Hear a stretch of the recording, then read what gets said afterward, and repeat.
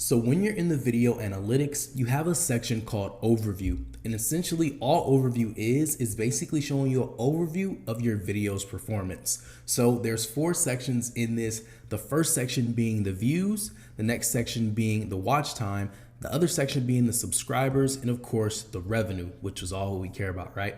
So essentially what this video is going to tell you a quote up here. It's either going to tell you it's underperforming, it's performing well, it's doing a certain percentage, or it's going to say something like this. This video has gotten 2.2 times more views than usual. More people are watching it from the YouTube search results. So it's going to give you a little quote there letting you know how your video is performing. This specific video isn't doing too bad. It's got 126,000 views on it. The watch hours are pretty good as well. It gained 1,000 subscribers and it also made $500.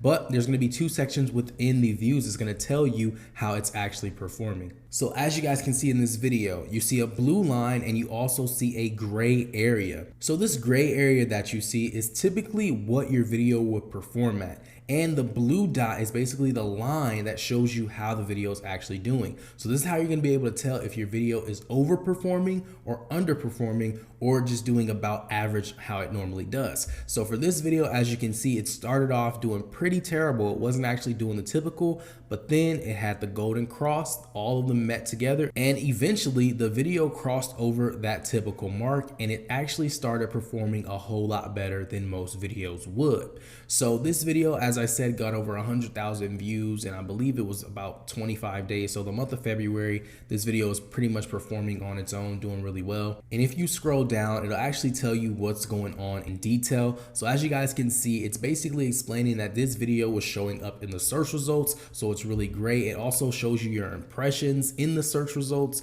It also tells you in detail where the views are coming from, which I think is the best part of this part on overview. It tells you guys your traffic source. So as you guys can see, this video actually performed very well in the search engine. So that means I optimized this video for the search engine as I showed you guys and taught you guys. And so because I did that, I got 100,000 views just from sitting in the search results. So that means it probably was ranked pretty high. It also got recommended, although recommendations isn't the bulk of the views. It's still an extra 6,000 to 7,000 views on this video. It also got some views from the homepage, which is probably from recommendations. As you can see, under recommendations, you get YouTube home and as well as up next. You can see I got about 3,000 views from there and then another 4,000 views from YouTube home. And then it also shows you other features on YouTube where I got 3,000 views from, and you guys can see here the notifications. 1% of the people subscribed to the channel clicked on it, 1,300 views from the people that are subscribed, and then it just has other sources as well. So this is pretty much the overview of your video. It'll also show you the key moments of the audience retention. It'll show you the intro, the top moment, it'll show you the spikes, and it'll also show you where the people dipped off. You can also go into your watch hours to check out your watch time.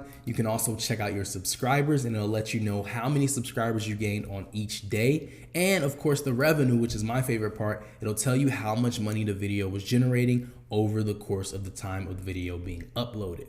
So that's pretty much an overview of the video analytics, and that's basically how the overview of the video analytics are broken down.